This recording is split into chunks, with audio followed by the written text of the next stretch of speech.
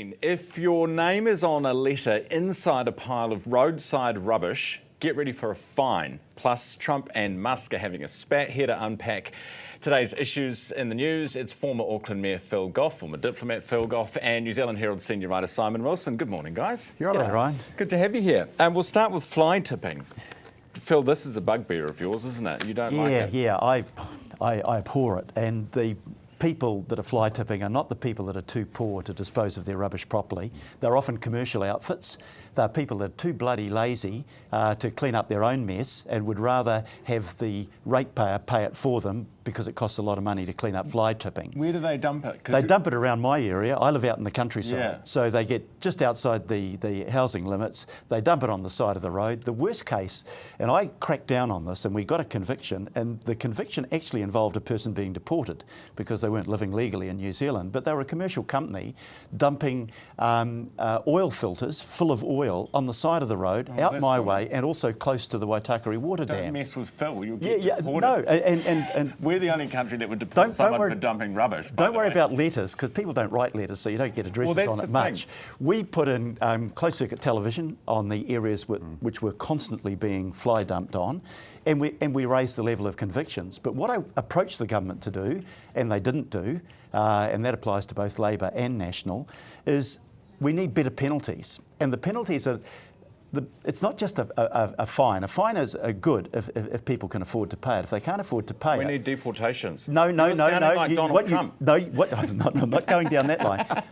But get them out of here. Make the punishment fit the crime. Get these people out there wearing the high-vis jackets and cleaning up the mess that you get on the side of the road. Then you might deter people if they have to spend their weekends doing that. Simon, I thought we might get to you on fly tipping, but I think Phil said it all. He probably has. And I can tell you, I covered council during the time that Phil was the mayor. It was a big issue under Phil. He did do a lot on it. There was a whole campaign on it. But this idea that you'll get a letter, somebody's name on a letter, I mean, a business, if it's business is doing it, they're unlikely to put their mail in there, are they?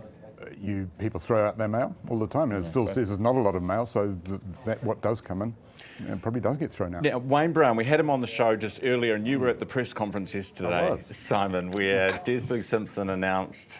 I mean, Wayne sort of said this morning, actually, I don't think she was going to run against me. She might have been considering just resigning altogether. Yeah, I'm not sure that that's true. I don't think she's finished, and clearly she's not finished with politics yet. No. The thing that's interesting about Wayne Brown now and what he was saying this morning is that it's very much the things he was saying 3 years ago when he was campaigning first time round to become mayor. He wants to fix Auckland. He's outraged about road cones. He wants to get Wellington out of Auckland affairs.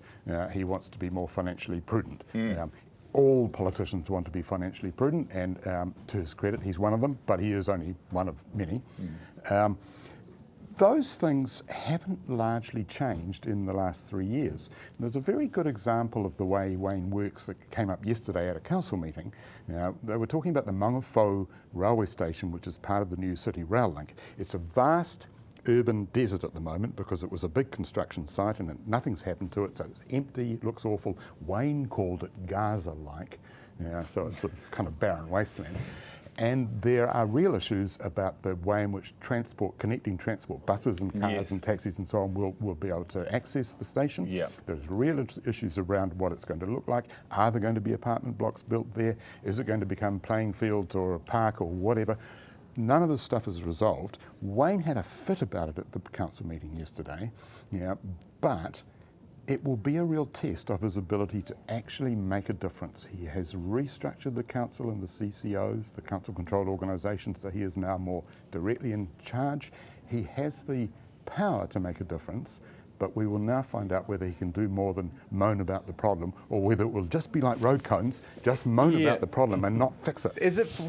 There's only so much you can do as mayor, Phil. You will know this because you were the mayor. You are one vote on council. Yeah, and I got a majority on council for 6 budgets, and it was the 2/3 of the councillors that were prepared to be evidence-driven and that were prepared to be responsible. The other third never saw a spending proposal that they didn't like, and never saw a revenue raising proposal that they did like. And it's just the politics of nonsense.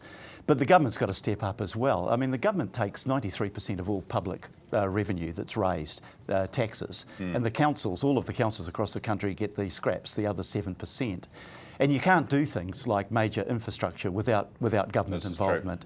And look, I pushed, as the current mayor has, for a bed tax. It makes sense. Yeah, but he's not getting it, is he? No, I mean, and this is really dumb on the part of both parties that have held government, that they won't give that. But it's because it's seen as a tax. They need to just relabel it, Simon.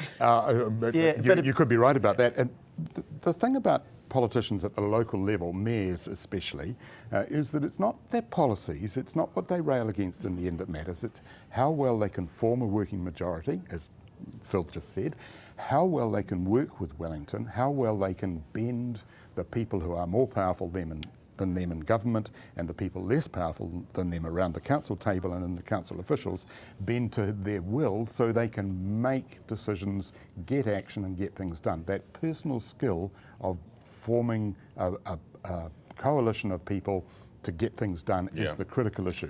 All right. That is the big question for Wayne at this point. We have to leave it there, gentlemen. Thank you very much for coming in this morning. Great to have you both on.